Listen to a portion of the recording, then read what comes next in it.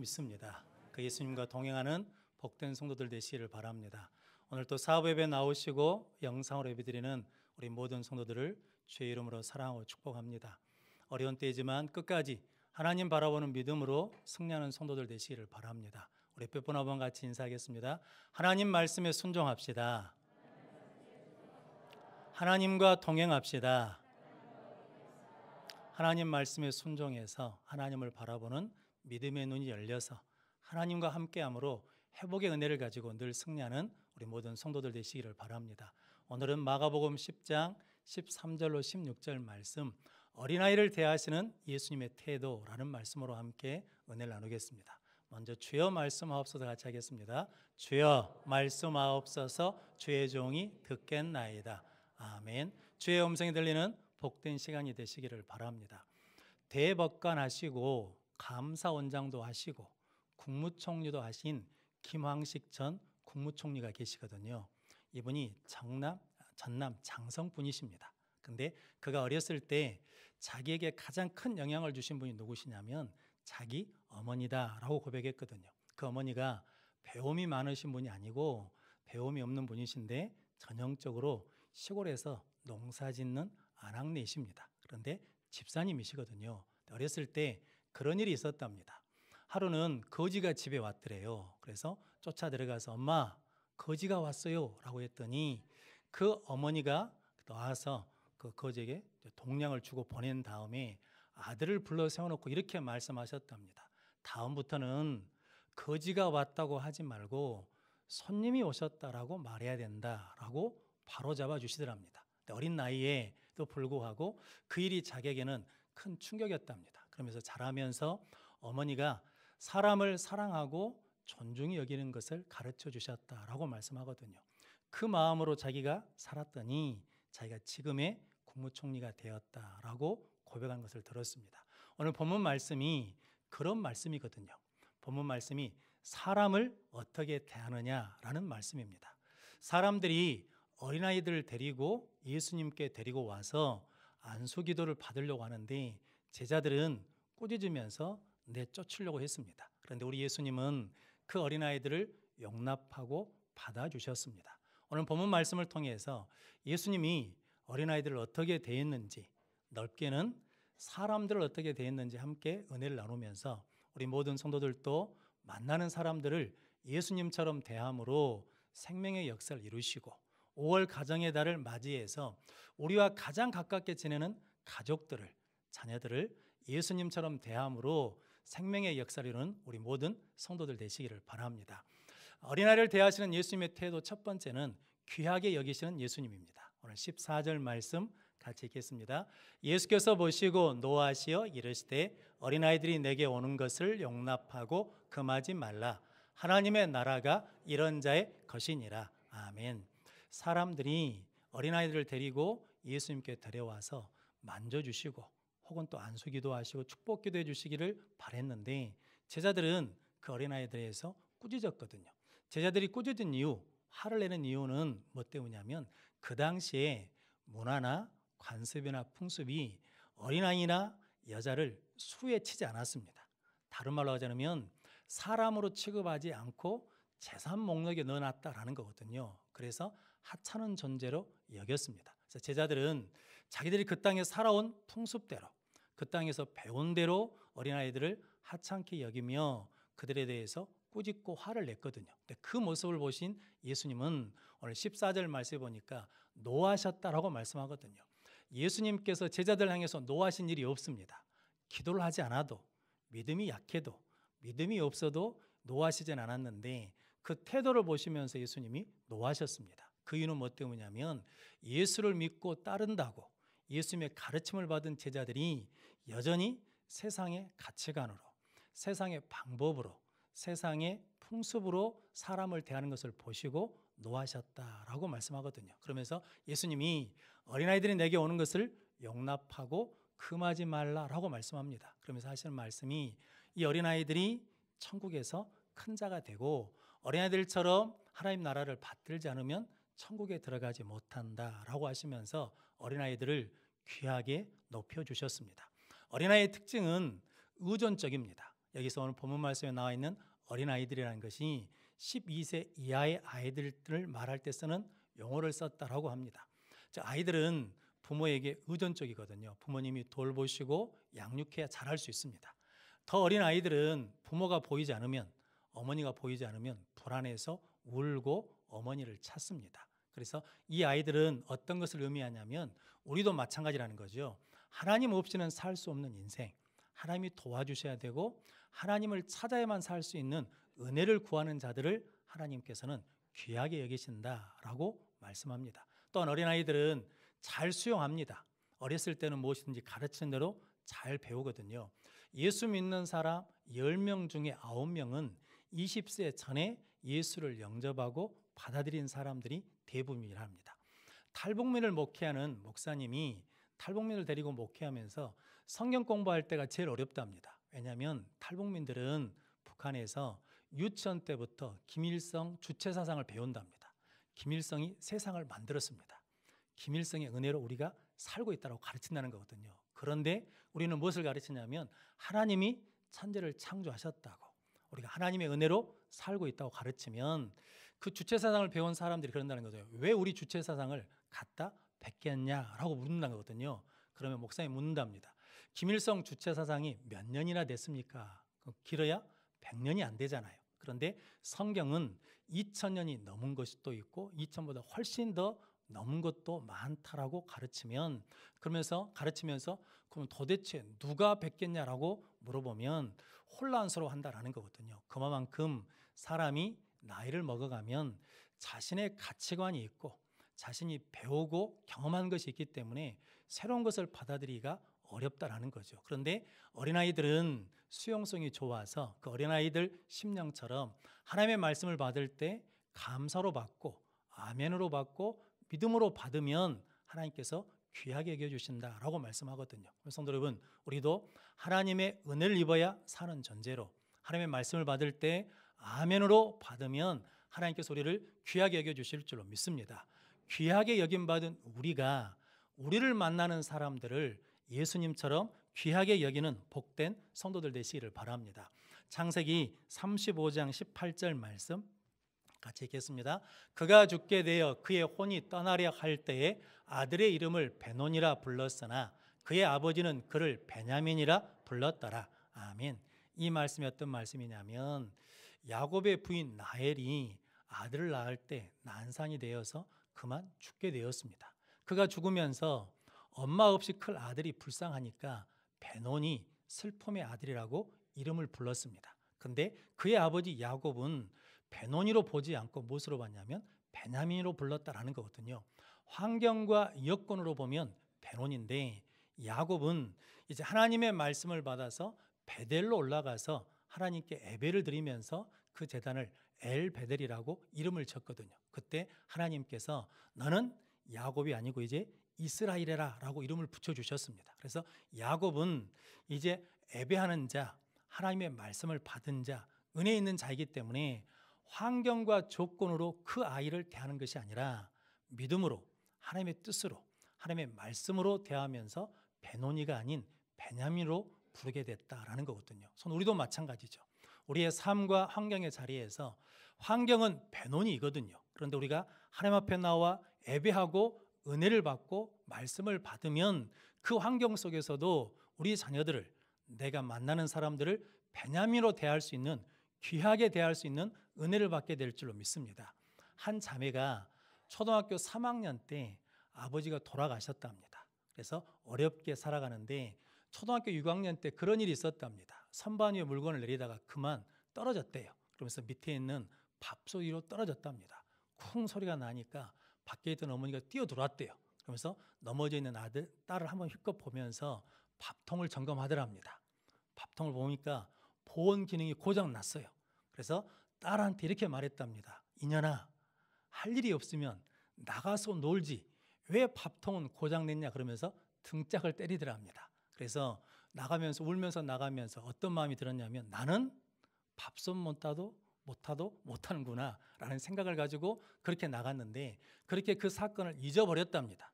이렇게 잊혀진 줄 알았는데 누구로부터 아픈 소리를 들으면 또 어떤 문제를 만나게 되면 그때 그 일이 불쑥불쑥 드러나가지고 나는 안 되는 사람이요, 나는 쓸모없는 사람이요 라고 하는 것 때문에 참으로 힘들고 어려운 삶을 살았답니다. 예수 믿고 그것을 쉽게 해결될 줄 알았는데 그것이 어려웠다라고 고백하거든요. 성도 여러분, 우리가 사람을 어떻게 대하냐에 따라서 그 사람이 살기도 하고 죽기도 한다라는 거거든요. 미국에 오바마 대통령이 있거든요. 그 부인이 미셀 오바마이신데 이분이 흑인으로 살다 보니까 미국에서 인종차별이 많았던 모양입니다. 고등학교 졸업 때 명문대인 프린스턴 대학을 진학하려고 진학 상담사를 찾아가서 상담을 하는데 그 상담사가 백인이었답니다. 그러면서 그렇게 말했답니다. 내가 프린스턴 대학에 진학하려고 합니다 라고 그랬더니 그 백인 상담사가 그러더랍니다. 네가 프린스턴 대학에 갈 조건이 될까? 갈 실력이 될까? 갈 자질은 될까? 라고 그러면서 부정적으로 이야기하더랍니다. 그 말을 듣고 나오는데 자존감이 무너진 것 같았답니다. 그런데 이 미셀 오바마는 쉽게 그것을 이겼답니다. 왜냐하면 부모님들이 믿는 분이어서 늘 해주는 말씀이 너는 소중한 사람이다, 너는 하나님께 귀중한 사람이다, 하나님의 나라와 의를 위해서 쓰임받을 사람이라고 늘 칭찬하고 그렇게 대해줬다라는 거거든요. 그러면서 이사야 43장 1절 말씀 같이 읽겠습니다. 야곱아, 너를 창조하신 여호와께서 지금 말씀하시느니라. 이스라엘아, 너를 지으신 이가 말씀하시느니라. 너는 두려워하지 말라. 내가 너를 구속하였고 내가 너를 지명하여 불렀나니 너는 내 것이라. 아멘. 야곱아, 너를 창조하신 이가 말씀하시느니라. 이스라엘아, 너를 지으신 이가 말씀하시느니라. 너는 두려워하지 말라. 내가 너를 구속하였고 내가 너를 지명하여 불렀나니 너는 내 것이라 라고 인쳐주셨다라는 거거든요. 그래서 늘 나는 소중한 사람이다, 나는 귀중한 사람이다. 왜냐하면 누가 나를 지으셨으니까, 하나님이 나를 창조하고 지으셨기 때문에 그것 때문에 나는 귀중한 사람이다, 소중한 사람이다 선포하면서 그것들을 이겨나오면서 그 자리에 오르게 됐다라고 말씀하거든요. 신약성경에서 에베소서 2장 10절 말씀 바울이 똑같이 이야기하거든요. 같이 읽겠습니다. 우리는 그가 만드신 바라 그리스도 예수 안에서 선한 일을 위하여 지으심을 받은 자니 이 일은 하나님이 전에 예비하사 우리로 그 가운데서 행하게 하려 하심이니라. 아멘.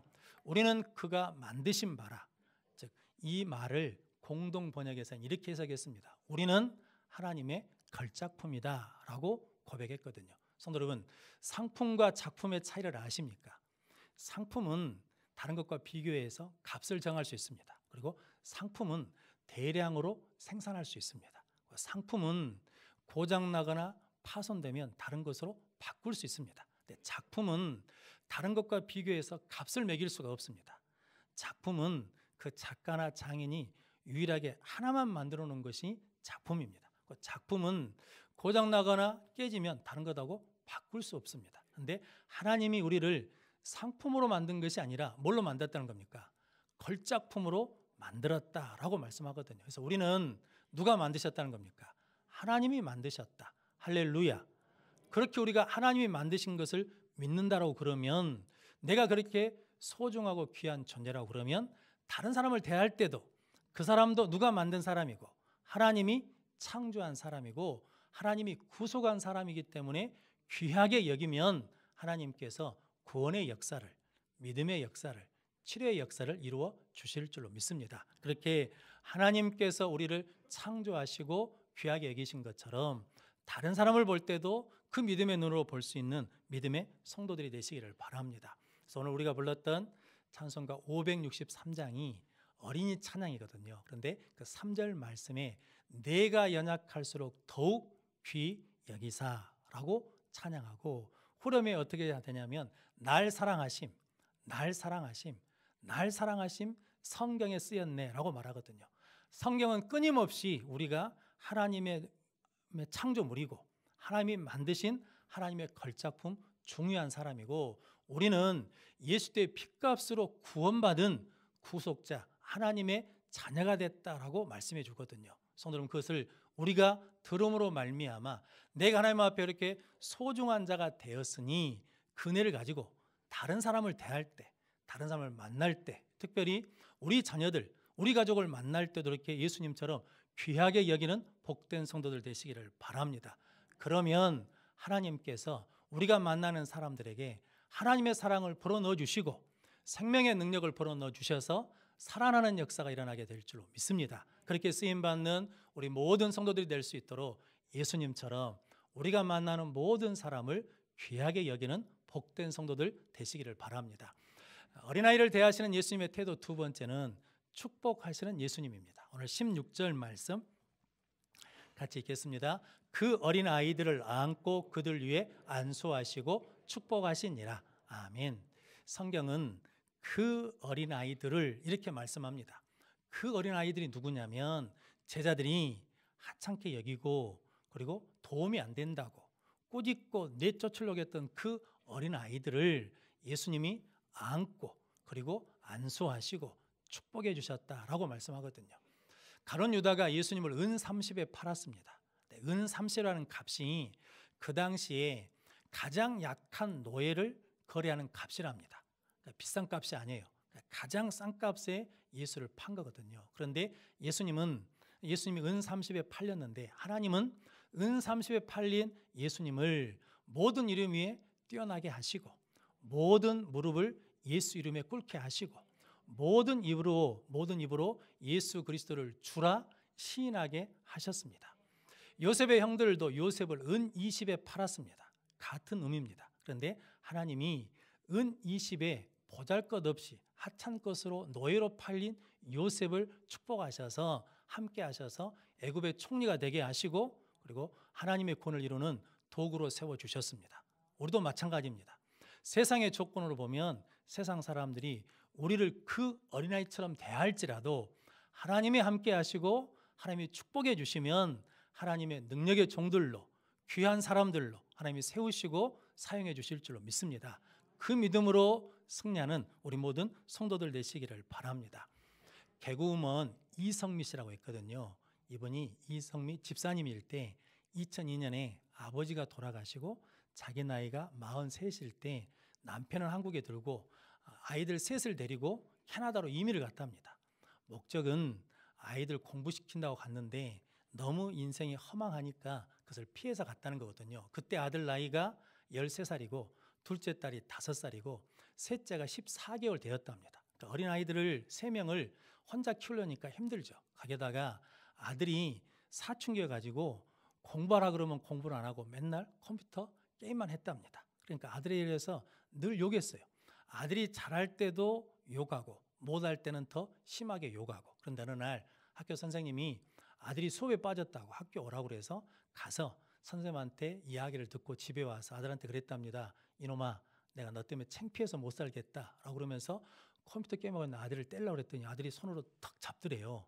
그러면서 하는 말이 교회 집사님들이 알아야 될 텐데 엄마가 집에서 맨날 욕하고 아들 때린 것을 알아야 될 텐데 그러면서 대들더라는 거죠. 그래서 그 다음날 새벽에 새벽기도 가서 하나님 앞에 기도했답니다. 하나님, 우리 아들을 변화시켜 주시라고, 우리 아들 고쳐주시라고 기도했답니다.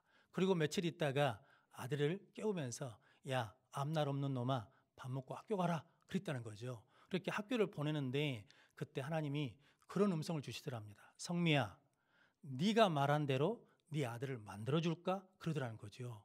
너무나 깜짝 놀라가지고 하나님 안 됩니다 라고 소리쳤답니다. 그때 생각난 말씀이 민수기 14장 28절 말씀 같이 읽겠습니다. 그들에게 이르기를 여호와의 말씀에 내 삶을 두고 맹세하노라. 너희 말이 내 귀에 들린 대로 내가 너희에게 행하리니. 아멘. 이 말씀이 12명의 정탐꾼을 보냈거든요. 그중에 10명이 돌아와가지고 우리가 그 땅을 돌아봤더니 안악자손 때문에 땅이 좋지 않더라. 안악자손 때문에 우리는 메뚜기 같다라 하면서 원망하고 불평하며 우리가 죽게 되었다고 하거든요. 근데 하나님이 그 말을 들으시고 내 귀에 들린 대로 내가 행하리라 라고 그래가지고 그 세대가 다 광야에서 죽었거든요.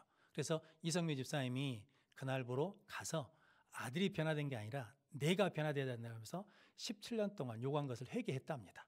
그리고 엄마가 일주일 동안 아들한테 욕을 안 하니까 아들이 불안해요. 그래서 엄마한테 그랬답니다. 엄마, 왜 욕을 안 해요? 그랬더니 이성미 집사님이 그랬답니다. 하나님이 말씀하셔서 하나님께 순종하는 중이다. 미안하다 라고 그랬답니다. 그랬더니 아들이 그 다음 날부터 새벽 기도를 따라오더랍니다. 그리고 아들이 공부를 해서 그때 당시에 이제 대학을 신학교에 가서 목회자 길을 가겠다라고 했다는 거거든요. 성도 여러분, 사랑하고 축복했더니 변하더라는 거죠. 사랑하고 축복했더니 살아나더라는 거죠. 성도 여러분, 그래서 하나님께서는 사람을 만드시고 첫 번째 하신 일이 뭐냐면 그들에게 복을 주시며 이르시되 생육하고 번성하고 땅에 충만하라, 땅을 다스리라 라고 축복해 주셨습니다. 또한 하나님은 모세에게 말씀하시기를 아론과 그 아들들을 세워서 이스라엘 자손들을 이렇게 축복하라고 했습니다. 하나님, 그들을 지켜주시고 은혜를 주시고 평강을 주십시오라고 축복하라는 거거든요. 그래서 민수기 6장 27절 말씀 같이 읽겠습니다. 그들은 이같이 내 이름으로 이스라엘 자손에게 축복할지니 내가 그들에게 복을 주리라. 아멘. 그들이 누구냐면 제사장입니다. 제사장들이 이같이 하나님의 이름으로 이스라엘 백성에게 축복할지니 내가 그들에게 복을 주리라. 하나님이 직접 복을 주실 수 있는 분이신데 누구를 통해서? 축복하는 사람의 그 축복의 말을 들으시고 복을 주시겠다라고 말씀하거든요. 근데 성도 여러분, 우리는 베드로전서 2장에 뭐라고 말씀하냐면 왕 같은 제사장이라고 말씀하거든요. 우리는 다 뭐냐면 제사장입니다. 그래서 이제 우리가 해야 될 일이 있는데 하나님의 이름으로 뭐하면? 축복하면 하나님이 그 말을 들으시고 복을 주시겠다라고 말씀하거든요. 자녀들을 축복하시는 부모 제사장이 되시기를 바랍니다. 교회를 축복하는 제사장이 되시기를 바랍니다. 이 민족을 축복하는 제사장이 되시기를 바랍니다. 그럼 하나님이 그 축복을 들으시고 그들에게 복을 주시겠다라고 말씀합니다. 한 집사님이 40대 때 남편이 간암으로 갑자기 돌아가셨답니다. 사남매를 남겨두고. 사남매를 혼자 키우는데 힘들고 어려워서 늘 하나님 앞에 가서 기도하고 눈물로 보내면서 그 세월들을 견디며 자식들을 키워오는데 그분이 그때 주로 불렀던 찬송가가 387장이었답니다. 387장 2절 가사 내용이 이렇습니다. 예수 예수 내 주여 마음 아파 울 때에 눈물 씻어주시고 나를 이루하소서.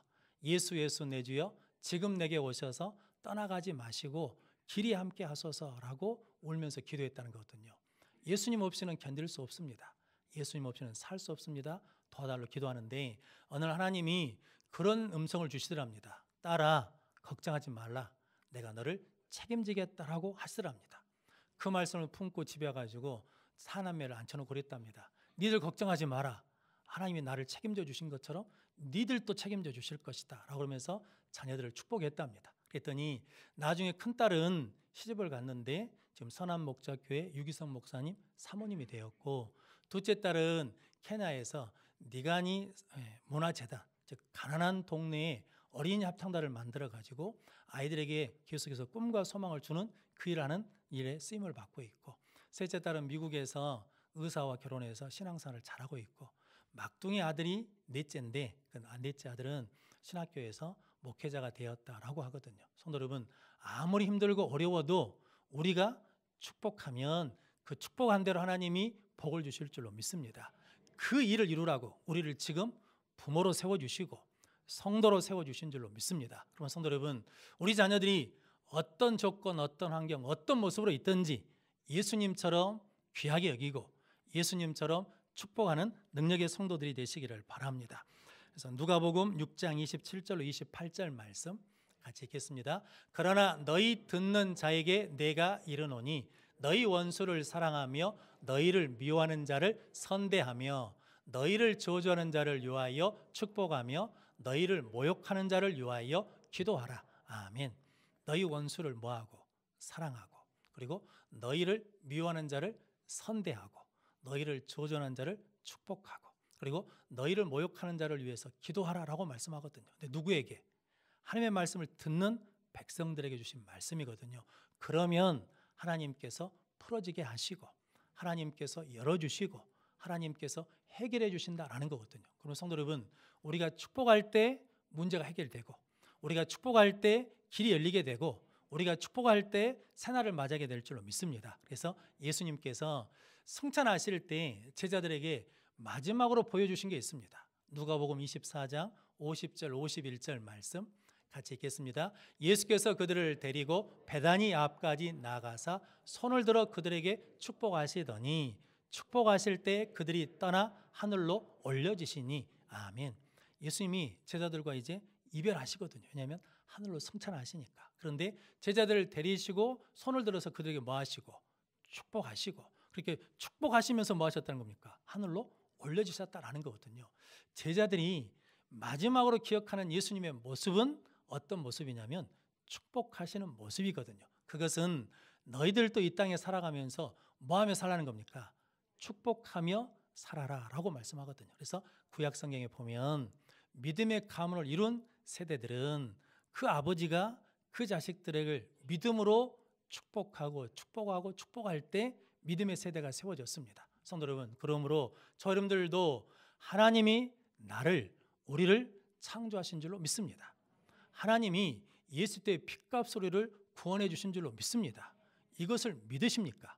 그런다 그러면 내가 소중한 자고 귀한 자인 것을 믿고 고백하고 우리를 만나는 사람들을 그렇게 귀하게 여기는 성도들 되시고 또 예수님처럼 축복하는 삶을 살아내시기를 바랍니다. 그러면 우리 자녀들은 살아날 것이고 우리 자녀들은 복을 받을 것이고 하나님의 생명의 역사는 계속해서 일어날 줄로 믿습니다. 우리 모든 성도들이 이 5월 가정의 달을 맞이해서 우리가 만나는 모든 사람들을 예수님처럼 귀하게 여기고 축복함으로 말미암아 그들에게 하나님의 사랑을 하나님의 생명을 불어넣는 복된 성도들이 되시기를 주님의 이름으로 축원합니다. 기도하겠습니다. 거룩하신 아버지 하나님 감사합니다. 우리는 하나님이 만드신 걸작품인 것을 믿습니다. 우리는 하나님이 예수 핏값으로 구원해 주셔서 하나님의 자녀 삼아 주신 줄로 믿습니다.